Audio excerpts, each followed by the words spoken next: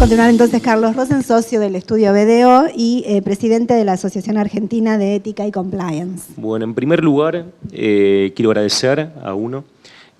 También quiero pedirles disculpas, primero porque este es un evento que tiene como título El futuro de la abogacía. Yo no soy abogado, así que para mí es un placer que me hayan invitado a hablar de algo que tenga que ver con el futuro de la abogacía. En segundo lugar, como este panel tiene que ver con gestión del talento, también les voy a pedir disculpas porque no tengo nada que ver con recursos humanos, salvo manejar unos cuantos en la firma donde me desempeño, pero bueno, no es que me dedique a esta tarea.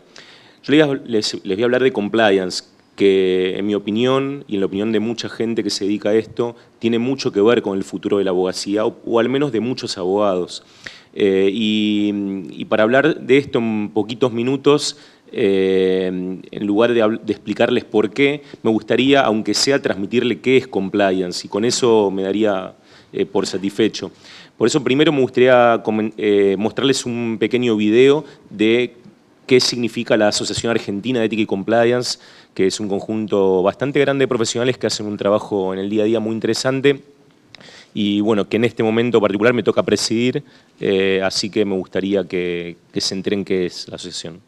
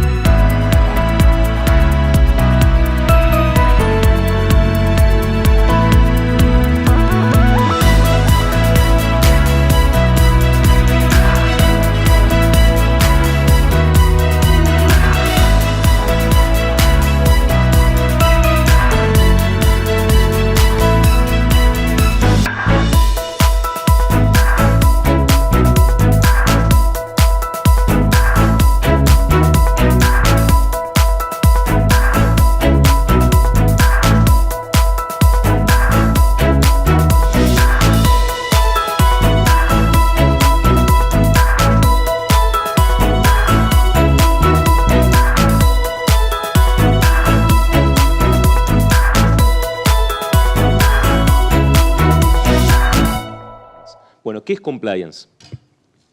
Básicamente, como traducción podríamos decir que es cumplir, pero nos quedaríamos cortos. Si vemos una norma internacional que salió hace poco tiempo, que es la ISO 19600 de Sistema de Gestión de Cumplimiento de Compliance, compliance es básicamente dar cumplimiento a dos grandes grupos de cosas. La primera son los requisitos, que es todo lo que no elegimos, es la legislación, por el simple hecho de operar en un determinado negocio, en un lugar, estar sujeto a la ley, debemos cumplirla, todos lo sabemos. Y la otra cuestión son los compromisos.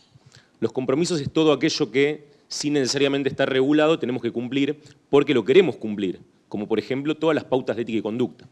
Imagínense que en una mitad tenemos a toda la parte del derecho, por lo cual si quisiéramos ver por qué un abogado podría ser un excelente candidato a ser un director de compliance en una multinacional, para poner una posición que podría ser deseable, bueno, por entender mucho en la materia, ¿no?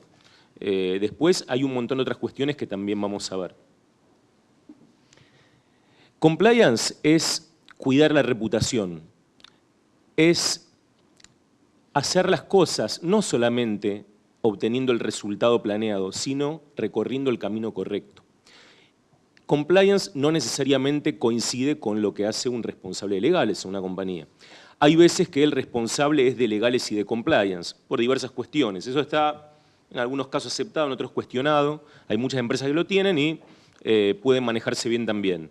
Pero la tendencia es a separar ambas funciones siempre y cuando se pueda, siempre y cuando el tamaño lo permita. Yo tengo un pasador, ¿no? Acá sí no molesto, porque si no voy a estar mirando. Compliance es cuidar una de las cosas más importantes que tiene una empresa, si no la más importante, que es la reputación.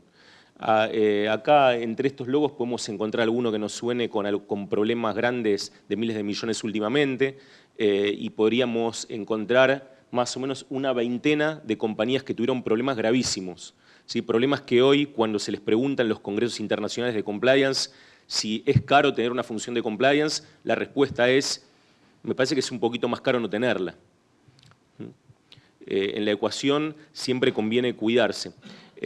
Compañías, por ejemplo, como Nestlé, dicen que todo lo que es hasta compliance, cumplir con un montón de cosas y hasta tener una función de compliance, no es agregar valor a la compañía. Todo lo que puede hacer compliance por arriba de eso, o sea, cuidar la reputación, es lo que está agregando a la compañía. O sea, lo que quiere decir Nestlé no es que no es importante, que es fundamental. O sea, no concibe una organización sin esta función hoy en día. Una organización con excelente reputación implica que 7 de cada 10 la van a recomendar. Esto lo dicen los expertos en marketing. Una organización con mala reputación significa que 2 de cada 10 la pueden llegar a recomendar si tuvieron una experiencia pasable, pero 4 de cada 10 van a hablar mal de la organización. Y esto refleja un poco que no es conveniente tener mala reputación. Tener mala reputación, además de ser un pésimo negocio, es algo muy difícil de remontar, a veces irremediable e irreversible. Esto es un poco de qué lado uno prefiere estar, ¿no? Cuando pasan cosas como también, no quiero poner marcas, podría citarles un montón de ejemplos, de hecho en la certificación de ética y compliance vemos todo el tiempo ejemplos, pero inclusive los propios participantes son los que los ponen.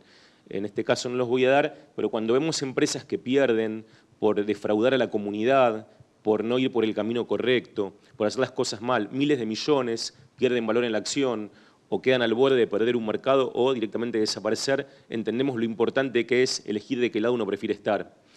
Y obrar correctamente, que es una de las claves del compliance, no necesariamente coincide en general con el rol de una dirección de legales. ¿Sí? No digo que la dirección de legales obre incorrectamente, digo que tal vez no hace el core de la función, porque a veces lo conveniente en el corto plazo no es lo correcto. Lo que nos dicta nuestra conciencia no necesariamente es lo que hacemos. Y tenemos decenas de oportunidades de hacer cosas todos los días. Y la ética es algo que, según los pensadores más grandes en la materia, no es que uno la aprende una vez y ya se empieza a comportar de una manera particular y listo, sino que es algo que, como tocar un violín, tenemos que entrenarnos todos los días para poder hacerlo cada vez mejor y en la medida que nos relajamos es como el bebedor de alcohol que se relajó y volvió a tomar cuando no quería hacerlo más. Sepan que los estudios internacionales dicen que el 15% de la gente más o menos es honesta, el 15% de la gente más o menos, ¿sí? Según la latitud que consideremos, pero más o menos es deshonesta, y el 70% es voluble frente al contexto, o honestos pero transgresores, vamos a darle muchos nombres, pero así funciona el ser humano un poco. A veces cruza la línea sin darse cuenta, hay algo que se llama el triángulo del fraude, donde primero uno necesita o más dinero, tiene algún vicio caro, tiene alguna necesidad, esto le llamamos presión. Luego tiene la oportunidad adquirida dentro de los privilegios que le da determinado cargo en la organización. Y luego se autojustifica para cerrar este ciclo y se dice, y bueno, todos lo hacen, ¿no? Tan mal no está, o ni siquiera se da cuenta por las cosas que se dice inconscientemente. Y así duerme tranquilo y a veces transgrede. Compliance es pensar, como dijimos, tanto o mucho más en el cómo voy a hacer las cosas que en el qué voy a obtener. Hoy, empresarios muy reconocidos le dicen a su gente como una frase ya, pero prácticamente frase hecha o trillada, que a nosotros no nos suena tanto, pero les dicen cosas así como: podés perder dinero, nos sentamos y lo discutimos, no hay problema, y seguimos trabajando juntos. Me dañás un poco la reputación y te vas directamente mañana. No seguimos ni hablando. Hoy es importante atar los bonos de la gente en las compañías a el camino que recorren para hacer las cosas, a cómo van a cumplir con las políticas, normas y procedimientos. Porque un incumplimiento nos deja fuera de mercado. Mientras que una falta de rentabilidad tal vez no, nos da oportunidades. Dijo Juanjo Aranguren, amigo personal, persona a quien respeto mucho, muy discutida por algunos. En mi caso me atrevo a citarlo y con el permiso de él. Para que nos vaya bien en el mediano y largo plazo, lo correcto siempre debe estar por encima de lo conveniente. Esta frase la hemos tomado en la Asociación de Ética y Compliance, no por ningún tema político, sino porque realmente estamos convencidos que debe ser así. Cuando le preguntamos, por ejemplo, a Sabater, no sé si lo conocen, un filósofo español bastante conocido en materia de ética, ¿sí? de qué trata todo esto, y él habla de la libertad de elegir hacer lo correcto cada vez que podemos obrar. Empresarialmente, nada más conveniente y rentable en el largo plazo que ser irreprochables, tener una conducta correcta. Esto es lo que les comenté antes. 70% están en problemas. Y el compliance officer, ¿sobre quién creen que va a trabajar de este grupo? Sobre el 70%. Los que se portan bien, no los molestemos, que sigan portando bien. Los que se portan mal, tratemos de sacarlos, ¿sí? Identificarlos y sacarlos lo antes posible. Si tenemos una organización con muchos controles, se van solos. No les conviene estar. Prefieren buscar otra organización. Por eso, bien controlada es mejor la organización, con buen control interno. Ahora, sobre este 70 tenemos que actuar todo el tiempo. Y por eso, la oportunidad para un abogado, un experto en leyes, es de ser un excelente comunicador, un excelente líder, como estábamos viendo antes de esta charla. El liderazgo, el liderar lo que llamamos tone at the top, o sea, liderar con el ejemplo, el mensaje desde lo alto. No solamente lo que uno dice, lo que uno hace. Esos líderes que se comportan honestamente logran honestidad de la gente que tiene abajo. Como les comenté, compliance tiene dos cosas grandes a cumplir. Requisitos y compromisos, requisitos obligatorios, compromisos optativos, código de ética y conducta, políticas relacionadas. Esto lo dice la norma que les comenté antes, ¿sí? Y ahí formamos las obligaciones de cumplimiento. Cuando las ponemos sobre la mesa, decimos, esto aquí en esta empresa es obligatorio. Y tratamos de que en lo que es recorrer el camino correcto, se trabaje sobre algún sistema de poca tolerancia o cero tolerancia, ¿sí? Siempre con alguna excepción, pero aprobada.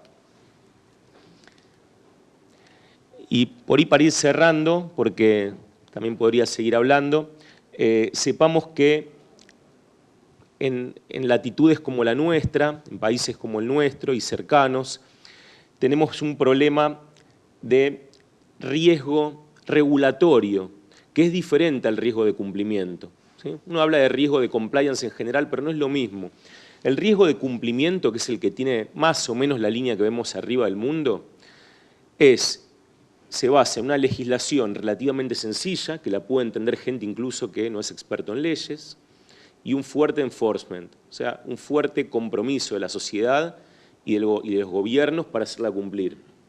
Países como el nuestro, el riesgo es diferente, es un riesgo regulatorio en materia de compliance. Significa que tenemos un cuerpo legal bastante complejo, intrincado. Vamos a discutir de acá a unos cuantos años el Código Civil. Como todos sabemos, yo todavía no termino de entenderlo todo. Y el enforcement para hacerlo cumplir es bajísimo, ¿sí? Hay gente como Roberto Urrie que habló, como Munilla La Casa, que entienden mucho la parte del derecho penal. No es mi fuerte, pero sabemos que aquí en la tercera etapa del lavado de dinero es un paraíso, ¿sí? Se vive bien, se gasta el dinero, la policía está preocupada por otras cosas, la justicia también. Entonces, es un buen lugar para gastar el dinero. Eso pasa en países como el nuestro.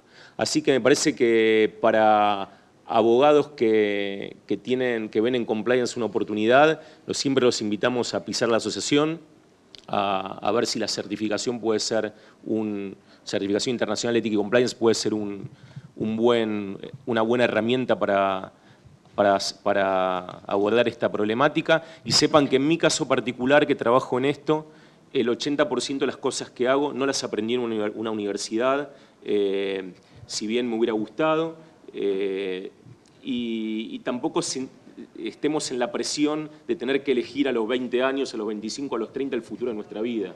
Me parece que los grandes inventos, las grandes cosas las han hecho gente que de golpe tuvo ganas de hacer algo diferente o de cambiar de rumbo o de hacer algo relacionado con lo que hacía, pero mejor. Tiene mucho que ver con la tecnología, con la pasión, con las ganas y con la visión. Así que bueno, gracias por esta oportunidad de comentarles esto.